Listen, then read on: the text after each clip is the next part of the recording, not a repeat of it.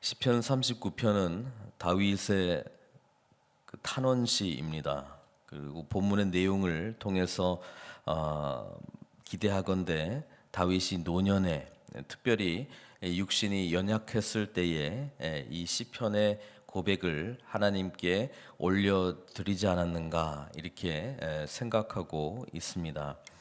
1절에 보면은 다윗은 이렇게 고백합니다. 내가 말하기를 나의 행위를 조심하여 내 혀로 범죄하지 아니하리니 악인이 내 앞에 있을 때에 내가 내 입에 재갈을 먹이리라. 다윗은 이 시편을 통해서 고백하고 있는 게 하나 있습니다. 그것은 사람에게 더 이상 범죄하지 않기 위해서 자신의 삶과 또 자신의 말에 대해서 굉장히 조심했다라고 하는 사실입니다. 다윗은 사람에게 시간이 흐를수록 또 노년의 인생이 이를수록 이 사람들한테 일일이 이렇게 반응한다는 것이 참 이게 헛된 거구나, 별로 유익하지 않구나, 그런 것을 이제 깨닫고 설령 악인이 내 앞에 있을 때에도 내가 내 입에 재갈을 먹였다 이렇게 지금 이야기를 하고 있습니다. 근데 2절에 보니까 내가 잠잠하여 선한 말도 하지 아니하니 나의 근심이 더 심하도다. 그렇지만 이 참는데도 이 한계가 있는 것이죠. 입을 열지 아니하고 잠잠하고 또 아무 이야기도 안 했습니다. 선한 말도 하지 않았는데 이 근심이 더 심해졌다라고 하는 고백을 하고 있습니다. 그래서 마음이 3절 말씀처럼 됐다고 고백하고 있죠. 내 마음이 내 속에서 뜨거워서 작은 소리로 읊조릴 때에 불이 붙으니 나의 혀로 말하기를. 그래서 도저히 마음에 담고 있는 이 근심을 참을 수가 없었다고 고백을 하고 있습니다. 그러나 다윗이 삶 속에서 배웠던 지혜는 뭐냐면 이 마음에 있는 여러 가지 복잡한 이 불평이라든지 마음의 아픔들이라든지 이런 거를 사람한테 풀기보다는 사절을 통해서 보게 되지만 하나님께 호소했다라고 하는 것입니다. 그래서 다윗은 인생의 여러 가지 아픔 또 여러 가지 많은 일들이 있습니다만은 그것을 기도를 통해서 하나님께 대화하고 하나님께 나아갔다라고 하는 것을 우리들에게 가르쳐주고 있습니다. 4절에 여호와여 이렇게 이야기하죠. 여호와여 나의 종말과 연한이 언제까지인지 알게 하사 내가 나의 연약함을 알게 하소서. 그렇지만 하나님 앞에 기도하면서 깨닫게 되는 게 또 하나 있죠. 그건 뭐냐면 우리는 결국 이 유한한 인생을 살아가는 거구나. 유한한 인생을 살아간다. 나의 종말과 연한이 언제까지인지 알게 하사. 우리가 우리의 인생의 짧음, 유한함을 깊이 묵상하게 되면 인생의 마지막이 곧 찾아올 것이다 라고 하는 그런 생각이 마음에 있으면 우리는 중요한 것을 선택하는 지혜를 배우게 되는 것이죠. 우리는 무엇이 더 중요하고 덜 중요한지, 어떤 것에 나에게 주어져 있는 시간과 공간을 또 관계들을 또 집중해야 되는지를 우리는 깨닫게 되는 것이죠. 같은 내용이 모세의 기도, 시편 90편에 나오는 모세의 기도에도 있습니다. 시편 90편 12절에 모세가 이렇게 고백하죠. 우리에게 우리 날 계수함을 가르치사 지혜로운 마음을 얻게 하소서. 우리 인생의 유한한 함을 우리가 깊이 생각한다면 또 마지막에 결국이 어떻게 될 것인가를 늘 마음속에 품고 있으면 하나님께서 우리에게 이 세상을 살아가는 지혜를 가르쳐 준다는 말씀입니다. 어쨌든 다윗이 마음속에 뭔가 하고 싶은 이야기들이 있었지만 재갈 먹이고 있다가 마음에 부글부글 끓고 있을 때에 사람들에게 그것을 퍼붓지 않고 하나님께 나아갔을 때 결국 했던 고백이 뭐냐면 나의 종말과 연한이 언제까지인지 알게 하사 내가 나의 연약함을 알게 하소서. 우리의 연약함을 아는 게 지혜라는 거예요. 우리의 약함을 알고 하나님의 강함을 알고 그것이 신앙생활 아니겠습니까? 우리의 연약함을 알아야 주님을 더욱더 붙들 수 있는 것이고 주님을 더욱더 붙들 때에 우리의 연약함이 십자가의 죽으심과 부활하신 그 능력으로 말미암아 우리는 하나님의 능력을 경험하게 된다는 말씀입니다.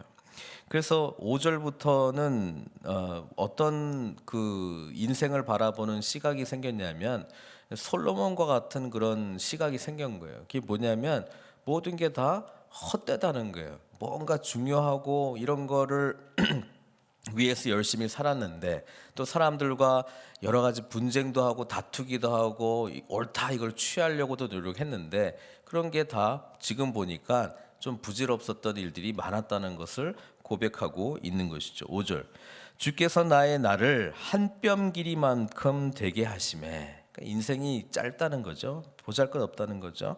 나의 일생이 주 앞에는 없는 것 같사오니, 예. 사람은 그가 든든히 서 있는 때에도 진실로 모두 허사뿐이니다, 이렇게 이야기합니다. 네. 하나님은 우리가 후회 없는 인생을 살기를 바라고 계시죠. 후회 없는 인생을 살기 위해서는 순간순간 옳은 선택, 또 순간순간 옳은 반응을 보여야 되는데 하나님의 관계가 우리가 깊이 친밀하게 나아가지 못하면 좀 엉뚱한 곳으로 나아갈 수도 있습니다. 또 감정에 치우쳐서 때로는 관계 속에서 원치 않는 또 필요 없는 이야기들을 또 할 수도 있다는 것이죠. 지나고 보니까 그게 다 이 짧은 인생, 이 손바닥 길이만큼의 이 짧은 인생에 비춰 보니까 다 헛되다는 거예요. 진실로 모두가 허사뿐이니이다, 이렇게 얘기합니다. 또 6절에 진실로 각 사람은 그림자같이 다니고, 뭐 열심히 산다고 막 이렇게 잘난 척하면서 막 살고 그랬는데 다 보니까 그림자 같다는 거죠. 해가 딱 지나가면 그냥 사라질 그림자 같은 것이죠. 헛된 일로 소란하며 재물을 쌓으나, 헛된 일로 이거 중요하니까 이거 해가지고 돈 더 벌고 재물을 쌓으려고 막 노력하고 잘 살아보겠다고 하는 건데, 하나님께서 주시는 관계성이 떨어져 있는, 결여되어 있는 상황에서는 뭡니까? 이게 다 헛된 일이라는 거예요. 재물을 쌓으나 누가 거둘지는 알지 못하나이다. 비슷한 이야기가 또 전도서에도 나오죠. 재물 모으는 사람도 있고, 그런데 보니까는 다 이것도 헛될 뿐이다. 왜? 다른 사람이 다 가져갔다 이 말이에요. 누가 거둘지는 알지 못하나이다. 또 이런 그 헛된 것에 대한 이 묵상 속에 그것이 결국 나왔던 게 뭐냐면 인생이 짧고 보다 본질적이고 중요한 것을 붙들지 못했구나라고 하는 그런 인생에 대한 반추에서 나온 거죠. 그래서 7절 고백이 이제 진실한 고백으로 나오는 거죠. 주여, 이제 내가 무엇을 바라리요?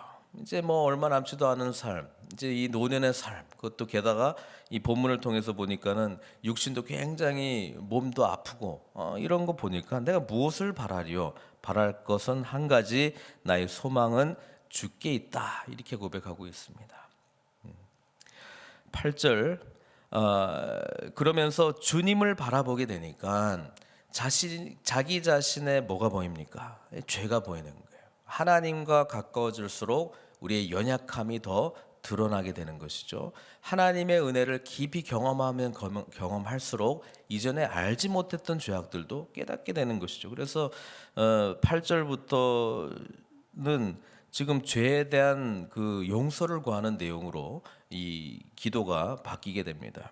8절 나를 모든 죄에서 건지시며 우매한 자에게서 욕을 당하지 아니하게 하소서, 이렇게 고백하죠. 내가 잠잠하고 입을 열지 아니함은 초반에도 나왔습니다만은 다윗이 이전에는 입을 많이 열었겠죠. 또 싸웠겠죠. 또 자기가 옳다고 이야기했겠죠. 또 자기의 의를 또 드러내려고 했겠죠. 또 불의한 사람들에 대해서 지적했겠죠. 그러나 이제는 입을 닫고 있다는 거예요. 왜? 다 보니까 다 허사로다. 그러면서 주께서 이를 행하신 까닭이다. 모든 것이 다 하나님의 주권 가운데 있기 때문에 공의로우신 하나님께서 마지막 날에 결국은 의로운 자와 불의한 자를 심판하시지 않겠는가. 그러니까 내가 굳이 뭐 지금 의로운 어떤 그런 일들을 해내기 위해서 뭐 저 사람들을 어떻게 하고 이렇게 할 필요가 없다는 거예요. 하나님이 다 지켜주실 거라고 하는 믿음, 그러니까 침묵할 수 있었다라고 하는 것을 고백하고 있는 것이죠. 주께서 이를 행하신 까닭이니이다. 그러면서 다시 한번 하나님께서 나에 대한 연약한 부분들이 있다면 주님 깨닫게 해주시고 용서해 달라고 하는 그 기도로 다시 이어갑니다. 10절, 주의 징벌을 나에게서 옮기소서. 주의 손이 치심으로 내가 쇠망하였나이다.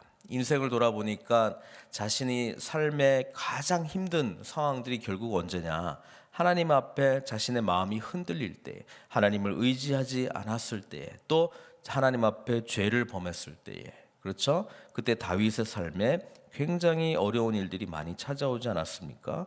그래서 그것을 기억하면서 또 지금 자신의 육신의 연약한 부분들을 돌아보면서 징벌을 나에게서 옮겨주십시오.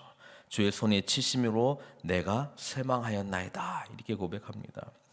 11절에 주께서 죄악을 책망하사 사람을 징계하실 때에 그 영화를 좀먹음같이 소멸하게 하시니 참으로 인생이란 모두 헛될 뿐이니이다. 솔로몬의 전도서의 내용들이 마치 유사하게 읽히는 것처럼 다윗이 이제 곧 삶을 마감하기 직전의 그런 모습을 우리가 생각해 보면 그렇다는 것이죠. 정말 중요한 것을 내가 붙들지 못했구나 라고 하는 그 고백이 모든 게 다 헛된 거구나 라고 하는 고백, 그 말이죠. 그러면서 하나님께서 자신의 이 기도를 들어달라고 간절히 소망합니다. 12절 내용이죠. 여호와여, 나의 기도를 들으시며 나의 부르짖음에 귀를 기울이소서. 내가 눈물 흘릴 때에 잠잠하지 마옵소서. 나는 주와 함께 있는 나그네이며 나의 모든 조상들처럼 떠도나이다.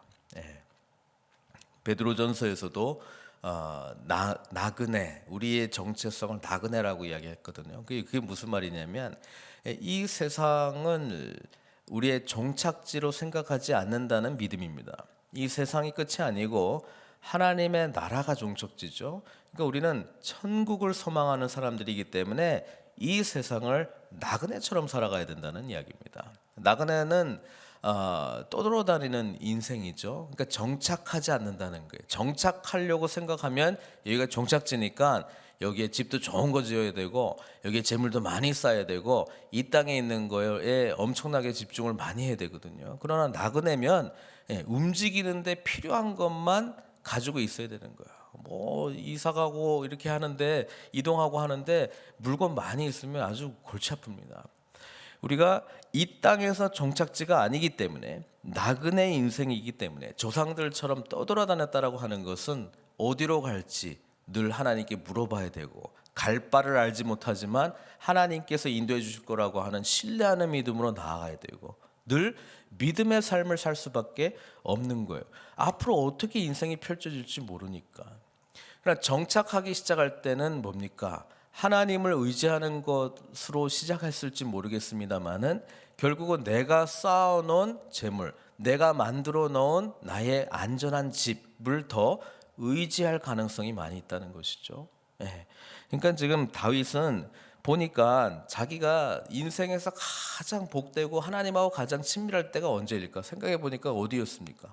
나그네 인생이었을 때, 광야에서 사울을 피해서 도망 다닐 때, 그때가 오히려 더 깨끗했고 더 하나님 앞에 간절했고 더 영혼을 바라보면 더 정말 흠없는 모습으로 하나님께 나아갔는데, 생각해 보니까 왕궁 안에 들어와 보니까 거기서 더 타락했다는 거예요.